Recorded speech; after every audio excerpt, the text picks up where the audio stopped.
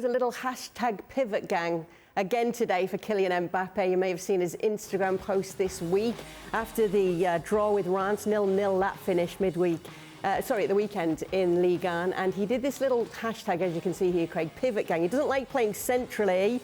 We've already heard what he's had to say about his role at France, where he likes the fact that Giroud is an out-and-out number 9. He doesn't want to play through the middle. So this is what Luis Campos has had to say about Mbappe wanting to leave as soon as possible. He said, Mbappe has never told me or Nasser El-Khelaifi that he wants to leave PSG in January. Is Mbappe happy here? You should ask him. It's a serious question. I see him working as a top professional. So what is the truth, Jules? Well, we never reported that he told the club that he wanted to leave. We reported that he wants to leave. I mean, Luis Campos can say he didn't speak to me, he didn't say anything to me. This is not what we're saying here. And this is not what Mbappe is saying or his family or his clan are saying either. They're saying he's unhappy. His desire is to leave as soon as possible, as early as possible, as early as January, because he's had enough. He's had enough of the promises that the club made that were not kept. He's had enough of the tension around the team, within the team, him and Neymar. We talked a lot about it. I don't think he's happy with the way the team is playing, full stop. And even tonight, the clan, the entourage is saying that it goes beyond football even, that the situation is so difficult for him, even outside of football. That's another reason why he wants to leave. So Campos can say anything he wants. We never said that Mbappe has announced to the club that he wanted to go. We said that he wants to go. He's not happy. He even said that he made a mistake by staying and extending his contract 143 days ago. So they're saying to us, there's no return now. He's gone too far and he's just not happy enough. I'm intrigued, Jules. What are these promises that never materialised that were so important? There is one that I can answer. I'm sorry, Jules. Yeah, no, I'll just go quickly. The biggest one, really, and it's on his positioning on the pitch. And I think a lot of things is linked to that position, because tonight, again, he played as a centre forward, but as a lone striker, if you want. He plays on his own up front with two players behind him, Messi and Neymar, or Neymar and Sarabia tonight, for example.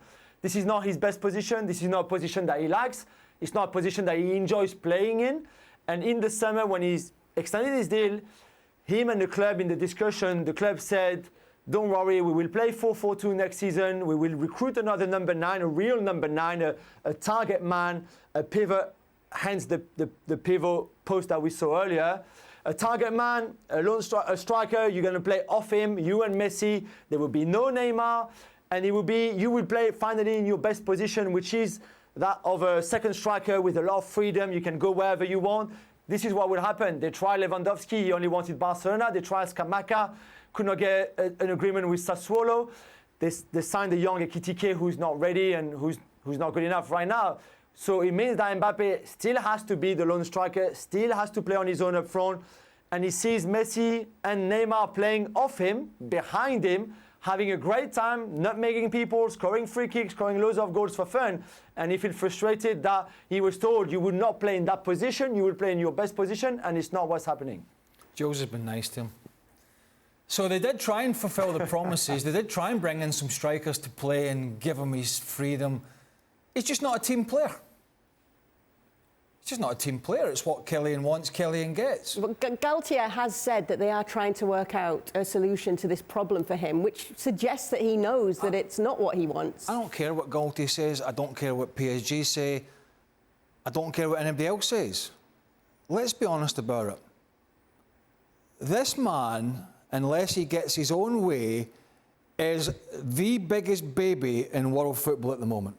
There's no doubt about it.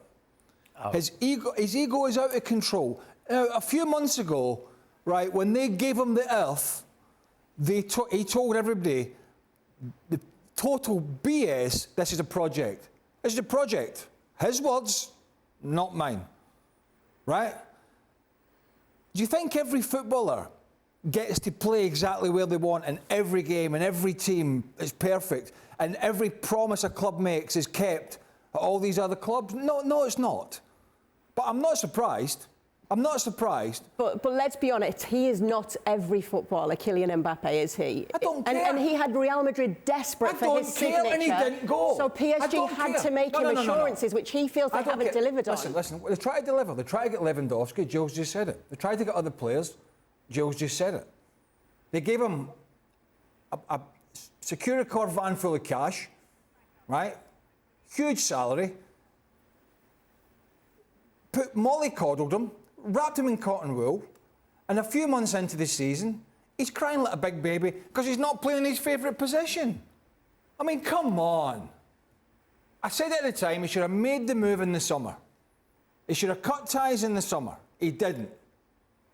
And whenever Kylian Mbappe doesn't get what he wants, the proverbial toys come out the pram, right? There's no other way to look at it. I said it months ago, he's a majestical footballer. But he has been on an ego train that is steaming with no driver and no brakes. There's no other way to look at it. Frank? Well, I listen and really carefully on what Craig said, and I would say 80% of the time of what he said, I can agree with that. The only thing he said that I don't agree, he said they gave him the earth, which is not true because they didn't give him what he wanted on the football pitch. They gave him what he wanted in money-wise. The promises they gave him to him, but the act weren't there. So if you start with the fact that they didn't provide the striker... No, but please, Craig, I understand, but let me finish. Let me finish. They promised him a striker. If they tried. Had they had the striker, they would have gotten rid of Neymar and he would have played as the position of Neymar. The problem is they didn't get the striker. On top of it, Neymar, they couldn't find any team who wanted him because of the past season that he had, the money that he earns, and it's complicated to find a club willing to bet on the player they had last season, which is completely the opposite of the player that we see now, which is absolutely fantastic. But that's what it is. And you have links to everything who makes, at the end of the day, Mbappe unhappy. I don't say he's right. And I agree with you in a way that, yeah, okay, you cannot get that. They try to, but enjoy it. Try to make it, not to make it too much a big deal, and try to make it possible and work for the team who pays you lots of money. I totally agree with you. I don't like the attitude of Kylian. I think he should think about it many times because everybody loves him. But if he carries on like that, everybody's going to start hating him. That's the discussion that he had also with the president of the French Republic when he promised him something as well. Stay in Paris, you're going to be the king of France. But with that kind of behavior, the image won't be good. Yeah, something has to change on his behavior, otherwise he's going to go to the disaster. But as Joe said, they tried to get him a striker, Lewandowski. His heart was set on Barcelona. I'm sure they tried for other players in different positions. What else are you to do? I mean, they convinced him to stay. I don't understand. It's a guy who I think wakes up in the morning and sees others getting some headlines, and Joe's mentioned it, flicks and tricks from Neymar and Messi, and guess what? Up until recently, Messi was having a sterling season. Maybe that's affecting him a little bit as well because Messi's back to looking something like his best. And maybe that's a problem for him. I don't know. But to come out and say what he said about staying at Paris Saint-Germain in the summer and all the nonsense that went with it, just to turn around and... I mean, it's a slap in the face to those that did try their best to keep him there, and all senses of the word, financial and football. I mean, they could win the Champions League this year. Who knows? They could win it. It's not going to be easy, but they could. So I don't know. I think it's a slap in the face to PSG. So where can he go, Jules? Where does he want to go? That's a good question. I mean, the obvious answer is Real Madrid. Of course it is. And we're hearing that I think even Real Madrid don't really think that January is possible. I mean, even me, I don't really think, even today when we were breaking the story and writing about it and talking to people and everything, I thought, okay, maybe you want to leave in January. Good luck with that one, because I'm not sure who can spend 200 million so January after the World Cup, after it's not that far along, it's only a few weeks, only in a few weeks' time. I don't know if that is going to be possible. So he might have to stay the whole season and then just assess all the options in the summer. But Real Madrid is the obvious answer here. They were ready to welcome him 5 months ago, albeit on a free agent, which is not anymore because he's 5 months into a 2-year deal plus a year in option. So it's not the same dynamic and it's not the same budget, because PSG right now are in the right to say, you want to leave? 400 million here. Anyone? 400 million. You want him? 400 million. I don't think they will, although there were rumors in France today that that's the price tag they could put on him. I don't think it would be that high. It would be between 150 and 200, which is still enormous. And that's why I'm not too convinced about a move in January. But Real Madrid have to be the huge favorite. It's still where he wants to go. Surely they still see him as the successor to Karim. And even if Haaland has that release clause in the summer 2024, if you can get Kylian in January or in the summer, I think if you're Real Madrid and you've got the money, you go for him. English clubs, maybe if you're Todd Burley right now, there's a little ding-dong in your head saying, oh, I want a superstar. I've tried to get superstars all summer, so why not Kylian? Maybe Chelsea could be an option.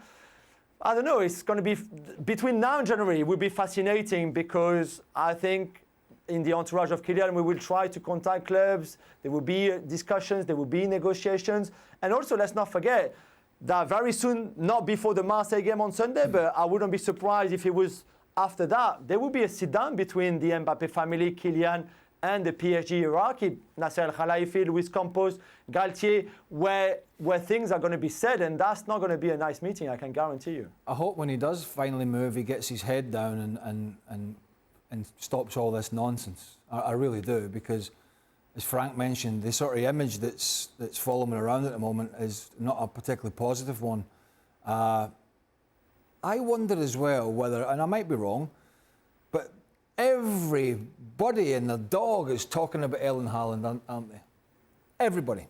He's the talk of the town, Erling Haaland at Man City, around the globe, and rightly so. And I just wonder if Mbappe's sitting back going, I should have made that big move in the summer. They'd have been talking about me. You know what I mean? It seems to me like he's always thinking about being the centre of attention.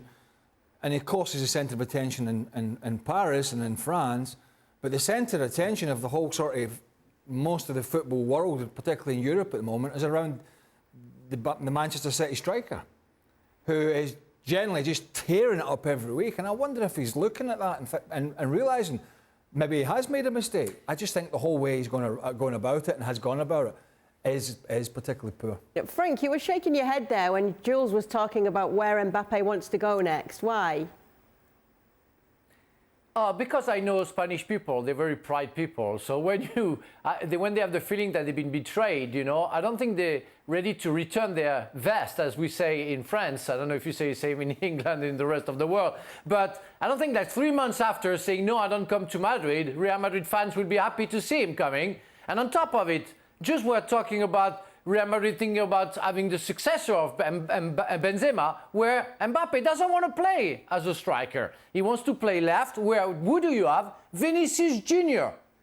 Do you think Vinicius Jr. wants to be moved where? On the other side, where do you have? Oh, Rodrigo. No, it's impossible. There is no room anymore for Kylian Mbappe in Real Madrid.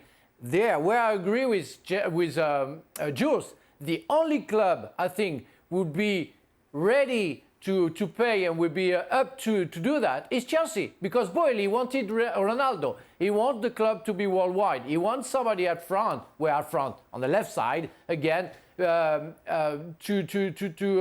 fill up the squad offensively. And Mbappe can be at Chelsea. I don't see any other club. I heard this afternoon about Liverpool. I don't think Liverpool want to do that because they gave lots of money to Salah.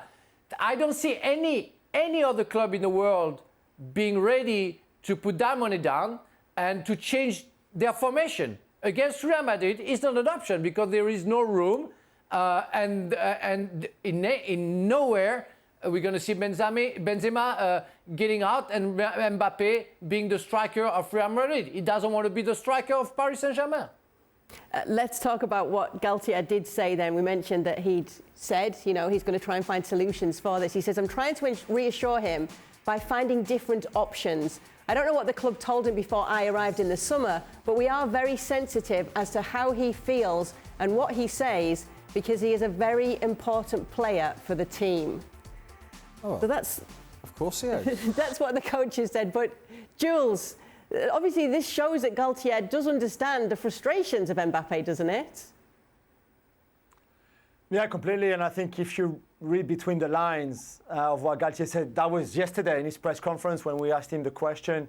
You already know the malaise there, and you can't be surprised then by the news of today. When you read this, he knows. I mean, you don't reassure a superstar like Kylian Mbappe. Kylian Mbappe doesn't need reassurance right now. He's saying, you sold me something. You told me this is going to happen. This is where you're going to play. And now this is not what we do. This is not where I play. There's no reassuring here. There's no other options. So I think Galtier knew the writing was on the wall, and that's exactly what I thought yesterday when he answered that question. I was like, wow. And I mean, he was borderline even before that. He was almost apologizing via us, via the media, to Kylian for the situation. And I was like, this is no good. This is not good at all. There's clearly something is not good, something is wrong here.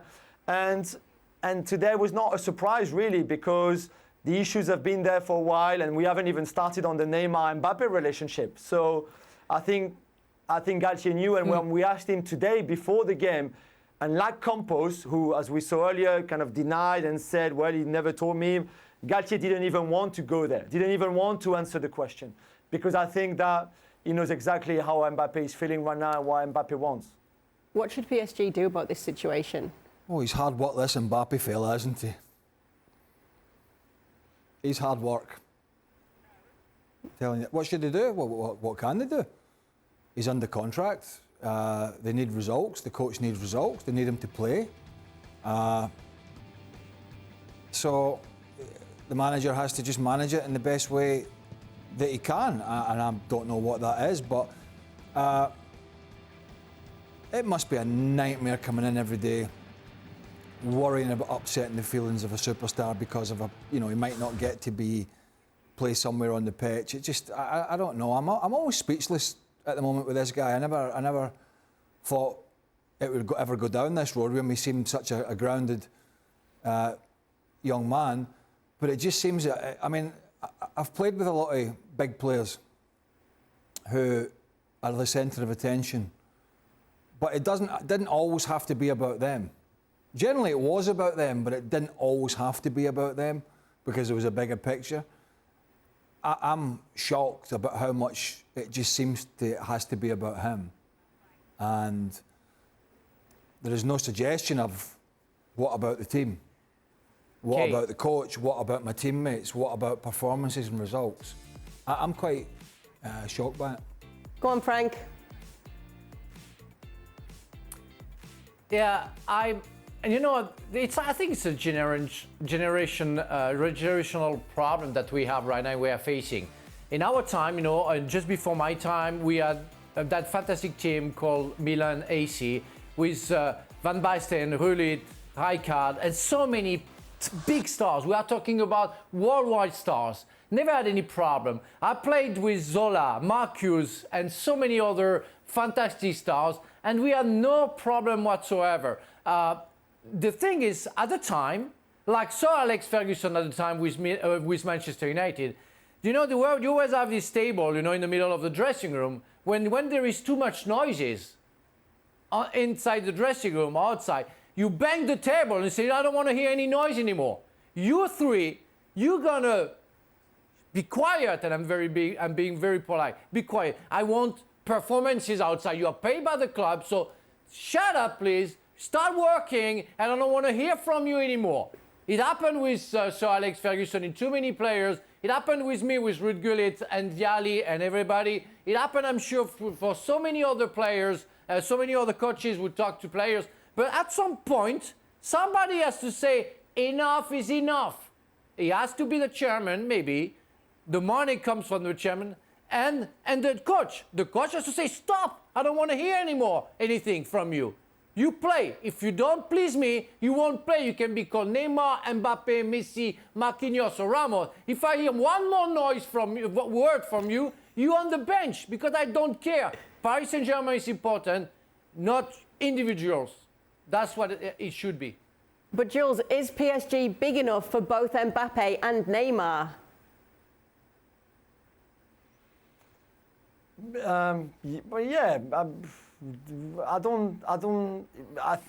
I think so. But of course they are. You can have bigger stars in the same team. We see it with other clubs. But these two big stars, Jules, these two. Is one going to have to go? Yeah, but that's different than if PSG are big enough for the two. It's just that they don't get on. They don't get on. We've explained it many times. Mbappe thinks that Neymar took too many liberties last season, that the ill discipline was an issue. Neymar thinks that PSG giving so much power to Mbappe with the new contract in May was a mistake, was crazy. They don't get on when Mbappe sees Neymar playing in the position where he should be playing, or he feels he should be playing. He doesn't like it. There's a problem there. There's tension. You don't. We said many times, you don't have to love every teammate, but this relationship is broken too. So what's going to resolve it, Jules? What's going to happen here? They will sit down, the club and Mbappe and his people, and I think PSG right now is saying to us, he's not for sale, he's not going to go anywhere in January. They're not talking about next summer, they're talking about January. We will see, he will push for a move in January. He might not get it, as we explained before. PSG are kind of hoping that they can convince him to stay and not to leave even next summer. I know this club so well. They could easily say to him in the meeting that we'll have soon, now, don't worry, in January we will get the striker that you want, that we want. We will play 4-4-2. You're not going to play in that position up front on your own. They can promise him again a lot of things. I don't think it will work this time, but that's only what they will try to do. We will see, but again, that meeting is not going to be an easy one, for sure, because he's such in a mindset now, and I know him so well, he's so stubborn, and when he's got something in his head like this, you can't talk him out of it, and I don't think the club this time will be able to do anything. It's not the best situation to try and win the Champions League with all this going on behind the scenes, is it? Not particularly, but I'm not putting any money in France now for the World Cup. They're going to be squabbling like hell in that. But that's France. But you talked about the potential of PSG winning the Champions League. Well, you know, Chelsea won it a couple of years ago when they didn't have the best of seasons and came from nowhere. It's happened before. They're not the favourites, but certainly if everybody was fit and playing and they had a full squad to pick from, they're going to be a threat. So yeah, I mean, it's not going to happen. I'd love PSG just to sit down and say, you're staying, and we don't care. But it's not going to happen. But I'd sometimes wish that would happen with players who, you know, they've tried the best for, they've paid well, they've moved heaven and earth to try and keep. Okay, they didn't get the players that he wanted. He's not playing exactly his right position, all that sort of stuff. But, you know, sometimes I think the players have just got so much power now, but ultimately, they'll have to find a price for him down the line, probably in the summer, as Joe said. And we'll see who's up there. Certainly, I can't see him going to Man City because there's a manager and a coach that shifts players about and plays in different positions. That wouldn't suit Mr. Mbappe either. Well, thank you very much for watching ESPN on YouTube. For more sports highlights and analysis, be sure to download the ESPN app. And for live streaming, premium content, and let's not forget as well, ESPN FC 7 days a week. Subscribe to ESPN+.